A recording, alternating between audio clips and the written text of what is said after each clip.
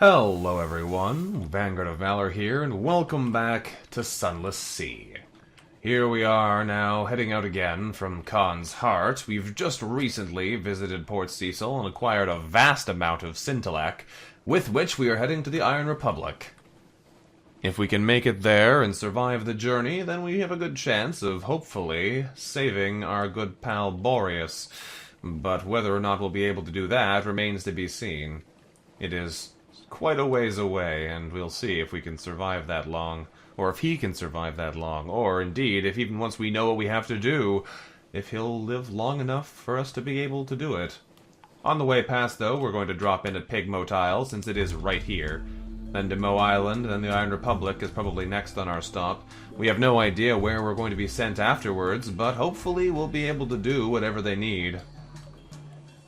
Let's drop in here at Saint's Haven and see what the island of rats and guinea pigs has for us now. Hail Urania.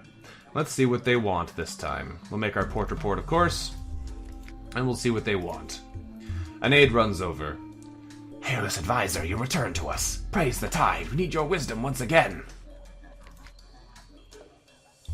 A chill hangs over the chicken woods. The trees crack in the still air. The aide shivers. Do you feel it, hairless advisor? They say a monster lives out here, where even our light cannot reach. Our farmers refuse to tend their mushrooms until they can be sure of reaching them in safety, but we can find no trace of the beast. What can we do? Well, what do we have as options? We can use our might to try and raise this chicken woods. Or we can use our spirit to tell them that it's not a problem. Something tells me this is an important question, but I feel like...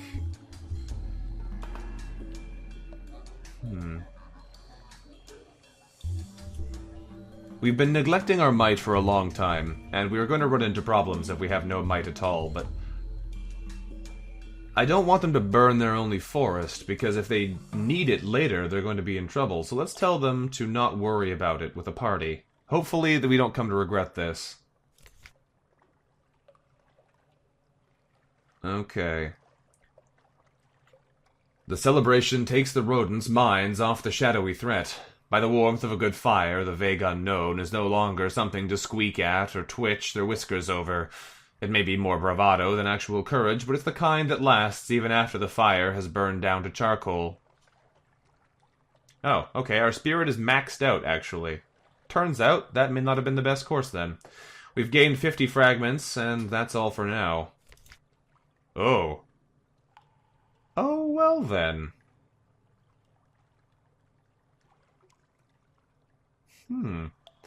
Two vessels docked at Saint's Haven. From the island of Visage comes a commandeered pirate ship, its figurehead of a dying bull transfixed with a spear. Next to it floats a decaying wreck, barely held together by barnacles. Tales of Pigmote Isle have spread, and the powers of the Z have taken notice. Looks like we might have needed more might, friends. A rotting drowny and a woman in a crocodile mask stand on the docks. Both loom over the rodents, deciding Urania's response. Caught in the middle. Hairless advisor, your timing is impeccable. Please, grant us your counsel one last time. They both demand our treasure in exchange for their protection. We cannot decide what would be best. The rodents surround us, noses pressed to the docks in supplication. Guide us. Pigmote must decide its fate.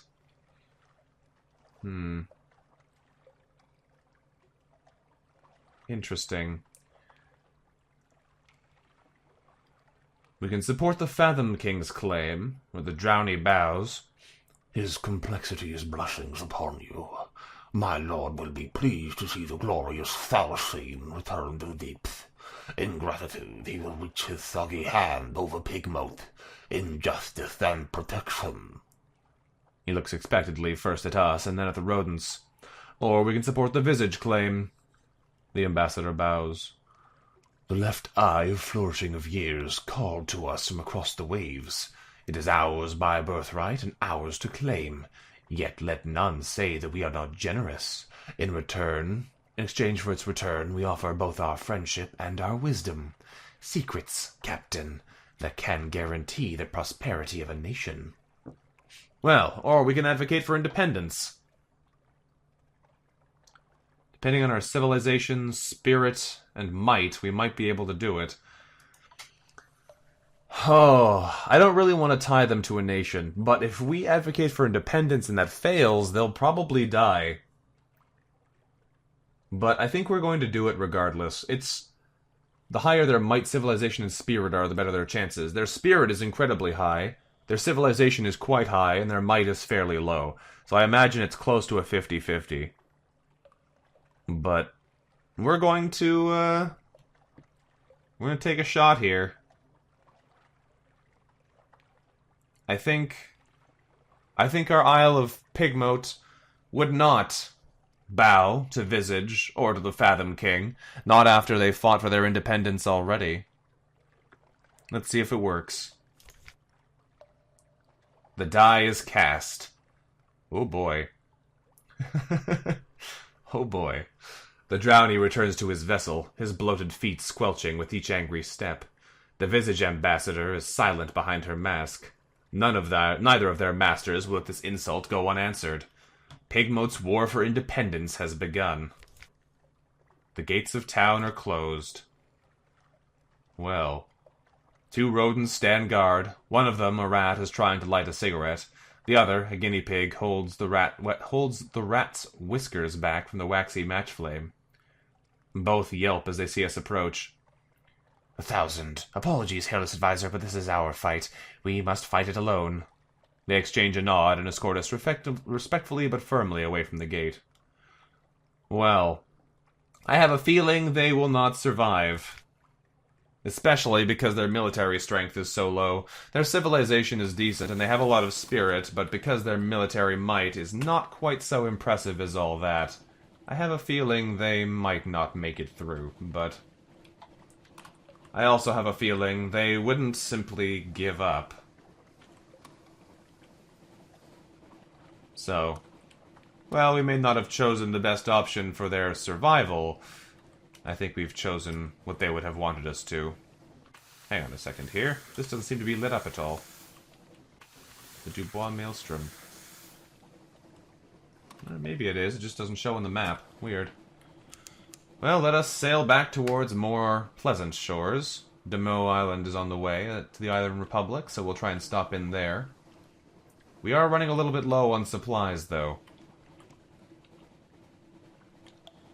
Hopefully, we'll be able to acquire some without too much trouble. A little bit of fighting would do us good on the way back, if we can find some bats or auroral megalops or what have you. We'll see what the Z provides, though.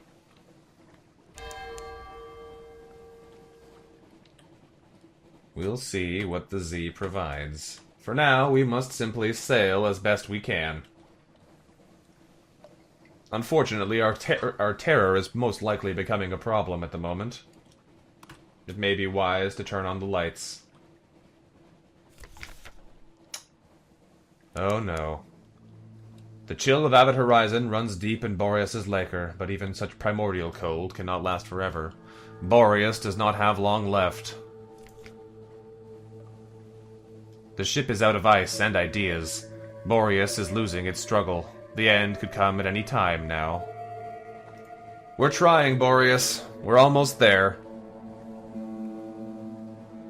We'll learn the secret at least, even if we're not fast enough to save you. But we will try, Boreas. We will try. We've put aside our own desires in an effort to save you. It might have been better. We probably could have been to Cecil, Port Cecil, much earlier, and potentially had a better chance at saving you had I thought of it sooner, but we could only do what we do. The irrepressible cannoneer is convinced that the Factor knows more about a weapon, the company's terrible prototype. We'll need a bribe, it's only fair. We can also take tea with the Factor with our bandaged poissonnier. Interesting. We can accept a volunteer, compile a port report. There's a lot of interesting things here. Unfortunately, we don't have the echoes on us right now. Can we sell them things? No. We'll have to come back here to Demeaux Island soon. because this is most certainly something we need to do. For now, though, let's take tea with the Factor with our bandaged poissonnier. An interlude. We sit on the veranda of the Factor's house, looking out over the fungal jungle, an expanse of green and sour gold. The air is thick with hovering spores, the scones are stale, even the tea has a hint of mildew, but the Factor is good company. He shares odd stories about the Gant Pole where monsters swarm, about the seductions of the principals of Coral, the infestation at Featherhaven. He also has a load of Boreas frond carted aboard our ship. He waves away our thanks. I've eaten so much of the stuff, I fear I might be transformed entirely into fungus. He leans confidentially towards you. It happens, you know, but one does have to eat rather a lot of it first. Well, we've lost 2 terror and gained a supply. Nothing fancy happened with our companion there, but that's fine. For now, we head out once again, because we're close to our destination and the potential of hopefully saving our friend. Plus, we'll be able to buy more fuel there, so we should be able to survive the rest of the journey, unless, of course, the shops have changed in the Iron Republic, and we are no longer able to acquire fuel there as readily as we have in the past. We'll need to sail, though, and see what we can see. The lighthouse up there to the north, we're going to pass on and ignore it as best we can. Alright. There's a ship. I don't know if they're a pirate or not. What are you? Nope. You're just a ship. No need to try and fight you then. There's another one. A tramp steamer. Interesting. Probably not hostile, though.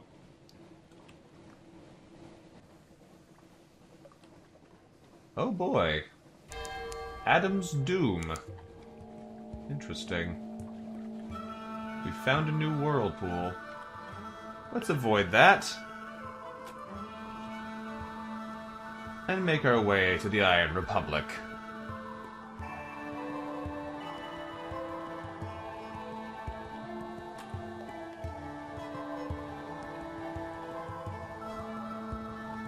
Well then. That's probably not a new one, but it wasn't on our map either, for whatever reason. But we've made it to the Iron Republic, so maybe we'll be able to save our companion. Let's get down here and see what's what. I think it's funny that the key to remaining cold remains in one of the warmest looking places around. That's not good. Doesn't look good at all, but here we are, the Iron Republic. Well then, here... we want to seek help for Boreas. Takes 3 Scintillac. What do you have to tell for us? A simple violation of nature's laws. Such a sweet child, and there's the problem. Sweetness never lasts. A drop on the tongue and pff, gone. No good. No good at all. Bitterness, dear Boreas. That's what you need. Ice must melt and snow must thaw, but nothing lingers quite like a good, hard grudge. Let me share one of my favorites, taken from a man who may never escape the smell of our burning roses. The devil whispers something not for our ears. The snow child's face fills with captivated horror. The devil smiles. Just so. Now, to hold it in place, I recommend, what do you call it? Heart metal. Yes, I hear your people have been doing delightfully terrible things with it lately, and for all the wrong reasons. A fine apprenticeship. We really must reconsider sharing some of our notes. Take them this, with our compliments. We now have a Sooth and Copper long box, and we know how to help the snow child. Well, hopefully we can, before they die. Thankfully, it's fairly close. Let's compile our port report here, though. The cavalry doctrine is open for business. We've lost a page again. I keep forgetting this happens. Well, we've gained a tale of terror, another memory of distant shores, but we did lose a page in attempting it, which is unfortunate. Let's investigate the shops. We can buy fuel here for cheap in the House of Milks. We can sell them zoop. We can buy coffee beans. We can't buy supplies, though. Which may not be good. We'll buy a good amount of fuel, and hopefully we'll be able to make do, but we're in a bit of a pickle here with regards to our supplies. But for now, we'll just set sail and hope for the best. Right now, we need to head all the way back up to Station 3, which is, of course, right by London.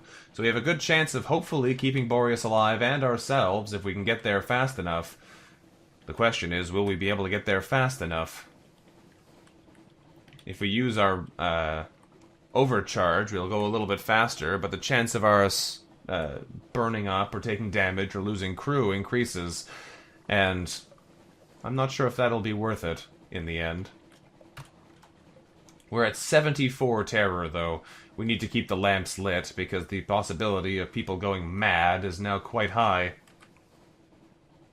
We could stop in at the Cumaean Canal, though. I believe they sell supplies there. We won't be able to make it up to the surface, of course, not with a pitiful amount of fuel we have, but at the very least, we should be able to buy something. And a brief stop shouldn't be too much to kill Boreas. Hopefully, the heart metal will be enough and he'll be able to live through the whole affair, otherwise it may not go so well for our poor little friend. There's Giannotti Harbor.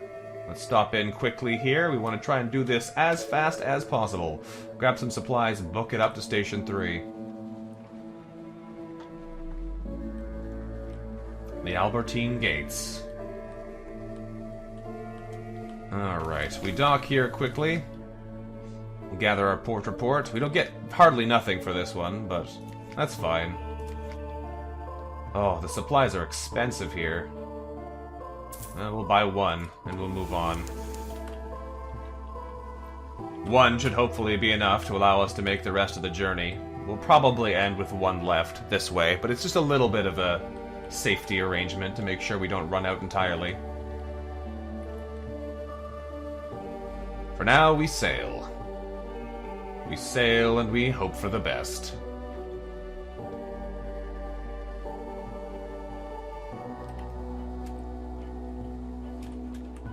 Oh boy. We have plenty of fuel now, and enough food. The question is just if we have enough time. Come on, Boreas. Hold it together, friend. You can do it. We'll stop in very briefly here at Mutton Island just to grab ourselves a port report, since it is directly in our path. Right along that line there. And port reports are valuable things for us. Hopefully, this stop won't cost us anything. We'll stop in. We'll acquire our port report for a single echo. We could take a drink at the Cock and Magpie to reduce our terror, which might not be a bad idea.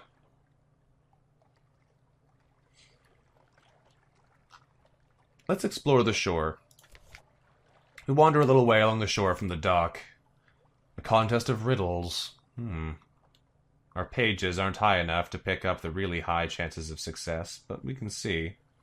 With 10 echoes, 100 echoes, or 1,000 echoes, we could try a variety of challenging ones. Well then. Woo! What was that?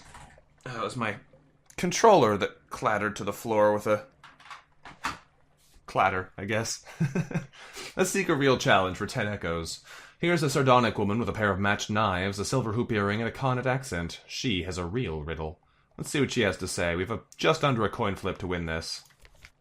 We've lost. The ashes of a fire? She shakes her head slowly. Good try. Not good enough. We've lost 10 echoes and gained 10 fragments, but we failed even with 75 pages. Oh well. It may be our main statistic, but it's not good enough. For now, we sail on quickly. Our terror is increasing ever more, and we want to be sure we don't hit 100, because that seems like a terrible idea. For now, though, we book it towards Station 3. I'd love to stop and attack this auroral megalops, so we could hopefully acquire more supplies easily and reduce our hunger at the very least. But right now, we have no time to spare. We have no idea how long our friend will last. And so we sail on. But you know what? Sometimes, when it's heading in just the right direction anyway...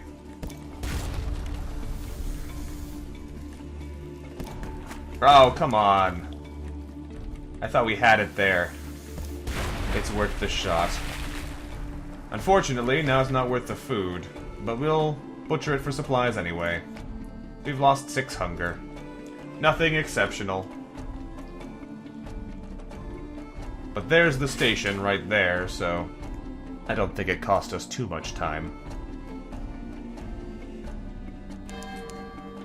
Now we need to acquire some heart metal. By docking here, where do we have to go? That's the question. If we would observe the autopsies, we could investigate the autopsy of a historian. If we ask questions, we could ask about a variety of things. Perhaps not for now, though. If we head to the little gate, we can find assistance for the snow child, but we need a heart metal ingot. If we need a long box, well, we have a long box to acquire one, so maybe that'll work. Exchange a long box for a heart metal ingot. There we go. There we go. Because we need heart metal for a variety of things, so we need to try and get more of these long boxes. But for now, we have a chance to potentially save our friend. So let's do this. Let's see. What use is heart metal to us? Well, we know what it is. So let's trade the Sooth Copper long box for some heart metal. We now have 1 heart metal ingot. An ingot of silvery metal, dreadfully cold to the touch. The legalities of trading in heart metal are vague. If its existence were acknowledged by laws, it might be forbidden. Put it somewhere out of the way. And here we'll find assistance for the snow child. A heart metal ingot? Not sure you've the measure of the damn stuff. The heart metal smith shrugs. No skin off my nose. Bring us an ingot. I'll shape it for you. Alright, let's do it. For the Snowlum, a heart.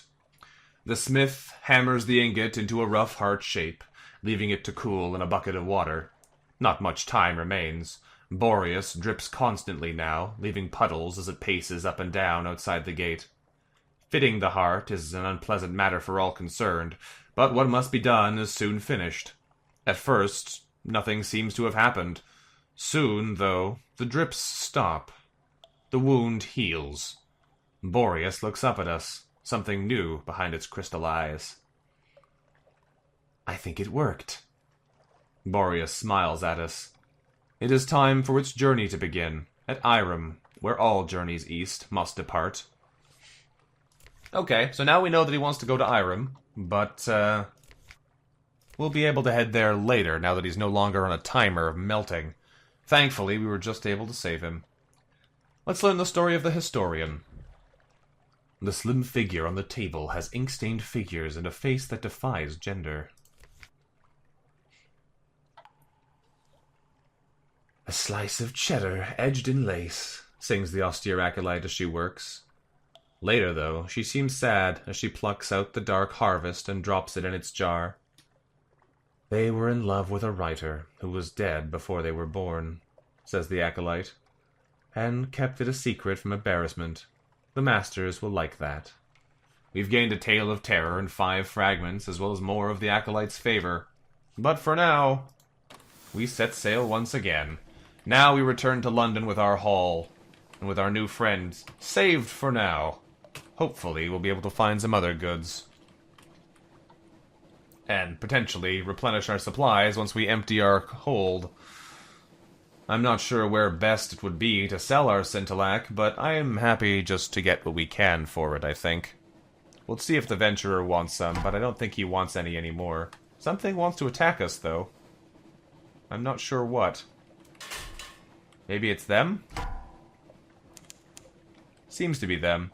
The pirates steam pinnace. Well, we can go fight them. We have food to spare for now. We'll stop into the lightship and share our news to see what they have to say.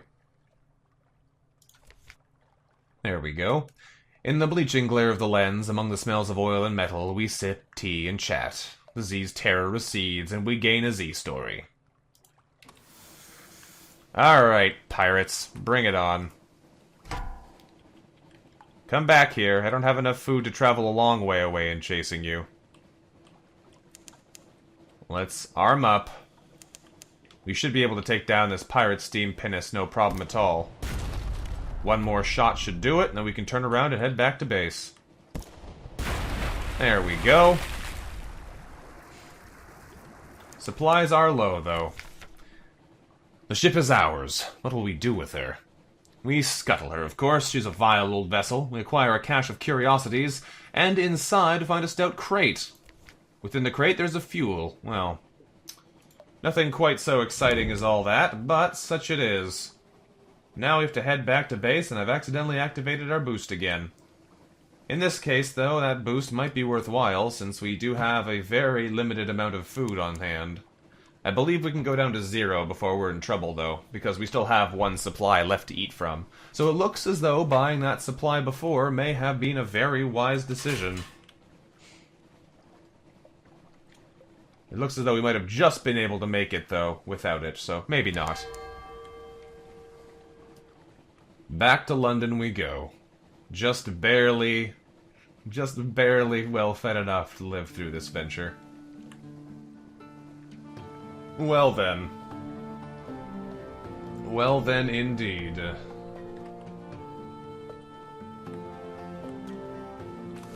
There we go, we're docked. A breath of relief. As soon as the gangplank touches the quayside, the terrors of the deep sea lighten. Phew. We drop down in terror quite a ways. Let's collect some messages from the Harbor Master while we're here. We have another free evening, something's changed underneath, and someone wants to sign on. What a surprise. Well, first of all, we'll visit London and see who our new recruit is. Who awaits our attention? In this case, it's just a sailor. Well, 5 echoes for another crew wouldn't be terrible. They're very keen, and they're very cheap. I think we have most of the officers we could hire right now, barring 1 or 2. I think we'll take a sailor for now, though. Why not? We've lost a terror, lost 5 echoes, and gained a crew. There's a couple things we need to do, though. The Venturer. You want Scintillac, don't you? We have plenty. You'll give us 1,000 echoes for it. Absolutely. Absolutely indeed. That is a much better deal than we'll get any other way for selling these, so thank you very much there, Venturer. Done. Thank you. Where I'm going, there will be light enough eventually, but we'll need something we can manage ourselves. But now, I have further need of your services. Well, new total is 5, a dream to scheme. We've gained 1,000 echoes and lost 7 Scintillac. He has something else for us now, though. Now he wants something intricate or something forlorn.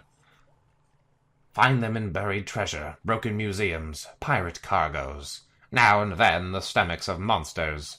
Good luck. I need 7. Don't ask why. 1,500 echoes will answer all your questions.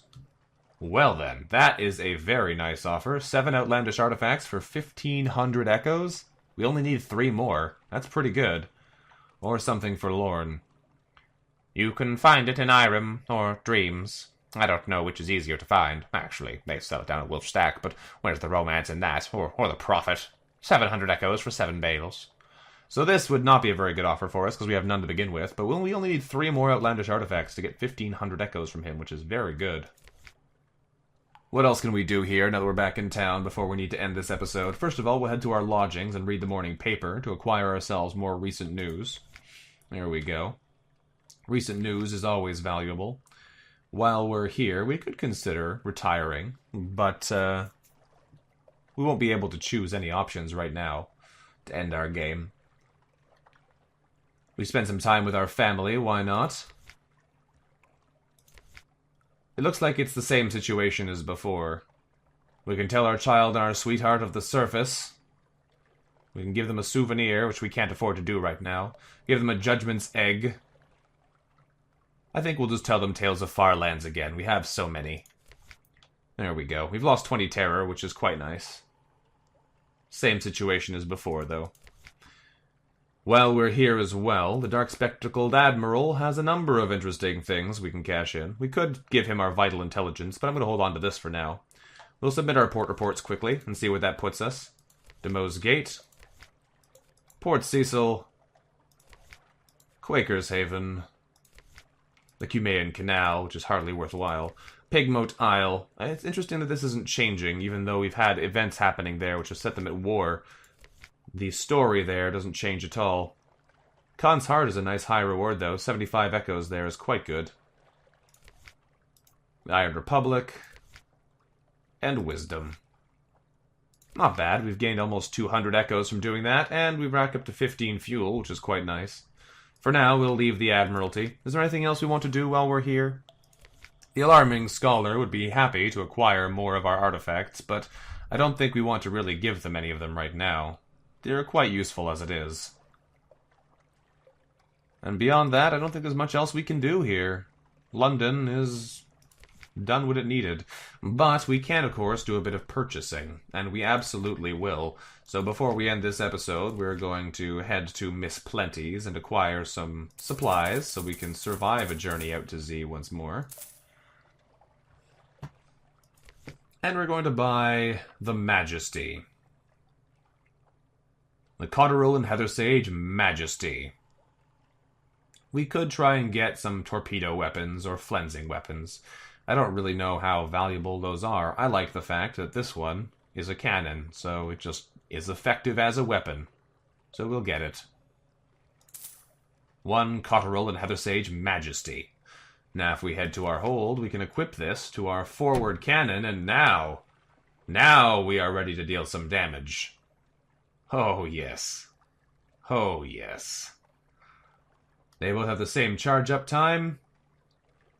This one also has stagger, so it knocks time off of our opponent's ability to fire, which is quite nice.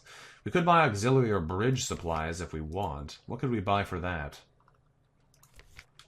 This is an aft slot. We can't have a secure compartment on our current ship, I don't think. No, only auxiliary and bridge. What else could we buy to put there? A suppressor is an aft thing. These weapons are torpedo weapons, I think, entirely. This is a flensing weapon. The compulsion is an engine. The damnation is an aft weapon, so that won't fit us. Naval surplus, what do you have? Torpedo nets could go into auxiliary to defend against torpedoes. Interesting. What else could we have? The discouragement is an aft weapon. Is there anything else even here, really, that we could buy to fit into those slots? It doesn't seem to be. No. Interesting. Interesting. Serpentine. Alright, well then. Now we have a little bit of money. I think we're going to go and do some things, but not today. We have our weaponry. We have our various tools of war. We've cashed in some of our rewards. If we want to sell more of our Scintillac, we can, for 70 echoes apiece, but I might hold on to them for a little bit longer. I'm not sure. We'll see at the start of the next episode. For now, though, thank you everyone for watching. This has been Vanguard of Valor, playing a little bit of Sunless Sea for you. If you've enjoyed it, let me know that about in the comments. Don't forget to give the video a like if you did like it. And I look forward to seeing you next time. Until then, bye-bye.